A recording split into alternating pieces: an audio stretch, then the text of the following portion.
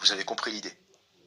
Et voilà ce que réalise Candace Bushnell à 60 ans passés. Elle réalise que finalement ce mythe qu'elle s'est inventé et ce mythe qu'elle a raconté à des millions de femmes ne tient pas. C'est de la merde. Non, ta carrière ne te rendra pas heureuse. Non, tes 18 millions de dollars ne te rendront pas heureuse. La solitude pour celle qui n'a pas eu d'enfant sera terrible. Voilà la plus grosse red pill que les femmes devraient prendre. Ça, c'est la plus grosse pilule rouge, la vérité des vérités que toutes les femmes qui pensent pouvoir réussir leur carrière et donc réussir leur vie, la vérité, c'est que votre carrière n'est pas votre vie. Votre carrière n'est pas votre vie. Votre seule façon de trouver un minimum de bonheur, votre seule façon d'être un peu accompli, c'est d'avoir des enfants. C'est le seul moyen pour une femme d'échapper à la dépression, d'échapper à la schizophrénie, d'échapper à l'hystérie, d'échapper à la folie. Avoir des enfants. Et d'échapper surtout à la déprime existentielle. Et ce qui est terrible, c'est qu'une femme qui n'a pas d'enfant meurt deux fois. Elle meurt d'abord une première fois symboliquement quand sa beauté décline. Et ça arrive très vite chez une femme. Tu passes d'un milieu, où tu passes d'une époque, où tu passes d'un moment où tout le monde te regarde, où tous les hommes sont à tes pieds, entre 18 et 33 ans, on va dire. Déjà un peu avant 30 ans, ça commence à sentir mauvais. Tu commences déjà à sentir le déclin. Mais on va dire qu'une femme bien conservée peut jusqu'à 33 ans encore vivoter. Et après, c'est une descente verticale violente que beaucoup de femmes ne voient pas venir. C'est pour ça qu'on l'appelle le mur. Bam, tu l'éclates. C'est pas une pente. On ne l'appelle pas la pente. On ne l'appelle pas la descente. On l'appelle le mur. Parce que du jour au lendemain, tu comprends pas ce qui se passe. Bam, personne ne te regarde. Terminé. Tu tombes dans l'oubli, c'est la première mort, la mort symbolique, la fertilité qui décline, le physique qui décline, la beauté qui décline, l'attention des hommes qui décline d'un seul coup. C'est violent, c'est pour ça encore une fois que ça s'appelle le mur, c'est un putain de mur de parpaing, c'est un putain de mur de briques, c'est un mur solide que tu éclates à la vitesse du son. Et tu te réveilles un matin, le monde a changé, la vie a changé. T'as la peau qui commence à tomber, t'as le téléphone qui sonne plus, t'as les matchs qui sont un peu difficiles.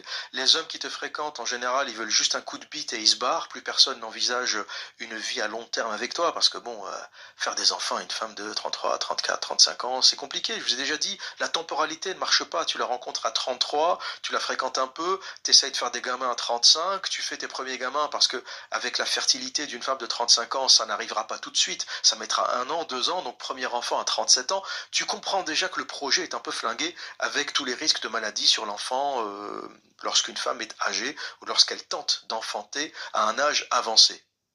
Donc ça, c'est la première mort symbolique avant la mort réelle et définitive.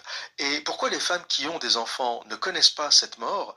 Parce que ces femmes-là continuent à vivre au travers de leurs enfants. Une femme qui n'a pas d'enfant est une femme, et lorsqu'elle cesse d'être jeune femme, boum, il y a une espèce de mort symbolique qui s'installe parce qu'il n'y a plus de continuité. C'est un peu le vide, la solitude, le truly alone dont parle Candace. Alors que la mère a une deuxième vie qui est celle de mère. La première vie de jeune femme s'arrête et la vie de mère commence. Elle continue à vivre non plus en tant que jeune femme, mais en tant que mère avec d'autres humains dont elle doit s'occuper, ses enfants, sa famille, sa tribu. Et elle poursuit, ou du moins elle commence carrément une autre vie, c'est une vie qui est complètement différente, mais qui est épanouissante, enrichissante, sous une autre forme. Ce n'est pas la carrière, ce n'est pas le patron, ce n'est pas le travail, c'est les enfants, c'est ces petits gremlins, c'est ces nouveaux êtres que tu as mis au monde et dont tu dois t'occuper, qui vont te donner du fil à retordre, mais qui vont donner beaucoup de sens à ta vie.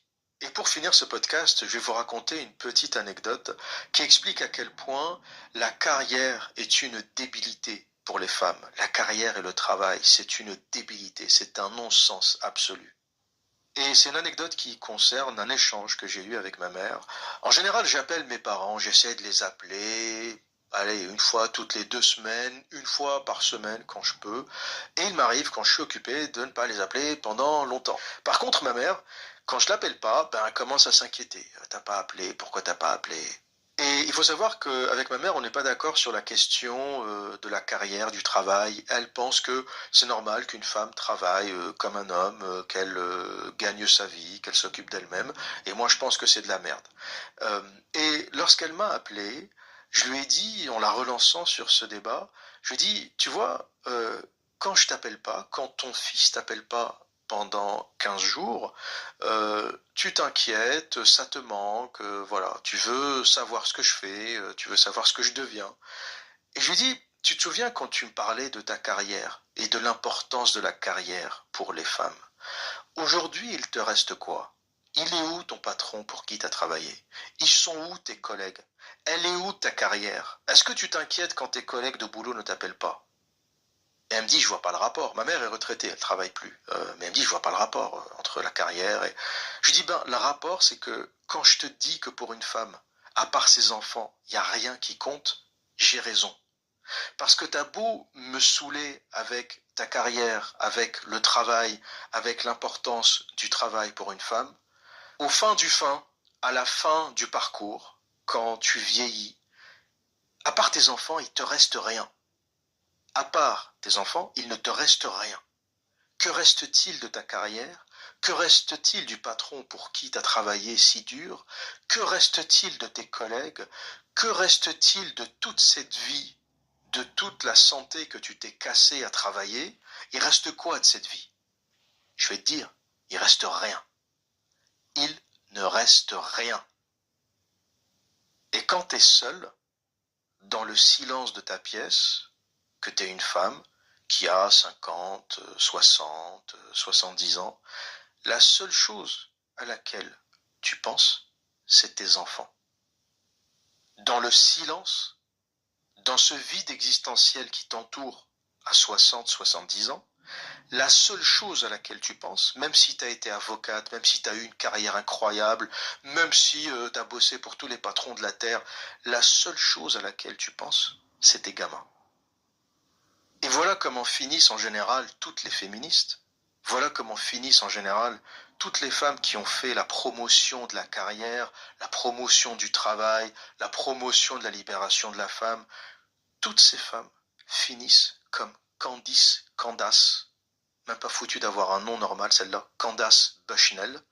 Elles finissent toutes comme ça, avec 18 millions de dollars, en train de chialer en disant I'm truly alone. Je suis vraiment seul. Et je commençais ce podcast en disant que le mur du progressisme est en train de se fissurer, et je vais finir ce podcast en disant la même chose, que le mur du progressisme est en train de se fissurer, parce que toutes ces féministes qui ont fait la promotion du travail et de la carrière sont en train d'arriver à la retraite, sont en train d'affronter cette solitude de leur appartement, cette solitude de la maison de retraite, et elles réalisent que leur carnet de contacts qui était plein était virtuellement plein. C'était un carnet de contact avec le numéro de téléphone du patron, des collègues, de l'entreprise, des amis, des copines avec qui elle faisait la fête dans la grande ville. Mais à 60 ans, ces copines sont plus là. Normalement, elles ont toutes eu des enfants, une famille. Ce patron, il n'existe plus. Ses collègues, ils n'existent plus. Et à part ta tribu, ta famille, il te reste rien. Il ne te reste rien. Et ça finit en général avec un chat, un chien. Alors je sais pas ce qu'elles font avec, moi j'ai ma petite idée, mais voilà comment ça finit. Ça finit entouré d'une collection de chats, parce que finalement c'est le seul animal qui te supporte. Et encore, on ne sait pas si ces animaux vous supportent, c'est juste qu'ils ne peuvent pas parler. Si ton chien ou ton chat pouvait parler, je te garantis qu'il dirait la même chose que moi. Il te dirait tu me casses les couilles, tu me fais chier, je supporte plus de t'écouter. Voilà, les gens disent les animaux sont géniaux, c'est mieux que les humains. Oui, ils sont géniaux parce que ils peuvent pas vous répondre. Vous racontez des conneries et les pauvres animaux, ils sont pas dotés de la parole, donc ils peuvent pas vous répondre. Mais je te garantis que si ton chien pouvait parler, qu'est-ce qu'il te dirait, mon pauvre vieux ou ma pauvre vieille? Qu'est-ce que ton pauvre chien te dirait? Il te balancerait tes 4 vérités dans ta gueule. Petite pensée à tous les chiens et à tous les chats qui doivent supporter toutes ces féministes à la retraite. L'homme a d'autres moyens de devenir immortel. L'homme peut créer, l'homme peut transmettre, indépendamment de la transmission génétique. L'homme peut continuer à exister. L'homme peut donner des conférences à 92, 99 ans s'il en a l'envie et l'énergie. L'homme peut devenir immortel par sa pensée, par son travail intellectuel, par son travail manuel, par ses œuvres. L'homme est un créateur qui a d'autres moyens de devenir immortel. La femme est une procréatrice, la femme est une reproductrice qui ne s'accomplit que dans la reproduction.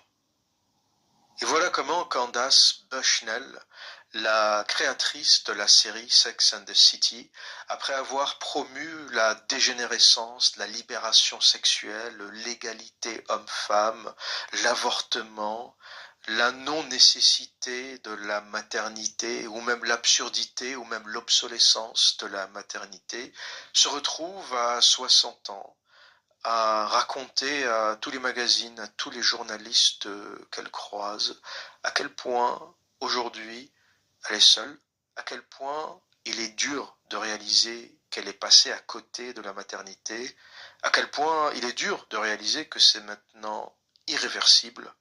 Et ce qui est triste, ce n'est pas tant la solitude de Candace, parce qu'avec ses 18 millions de dollars, elle pourra se payer quelques gigolos qui lui permettront de supporter sa solitude.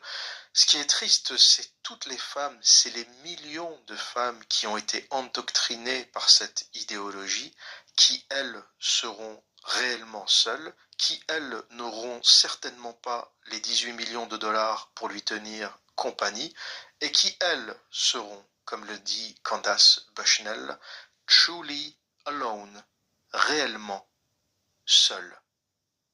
Voilà ce que j'avais à dire pour aujourd'hui. Et que dire d'autre? Eh bien, comme à mon habitude, prenez soin de vous et à très bientôt.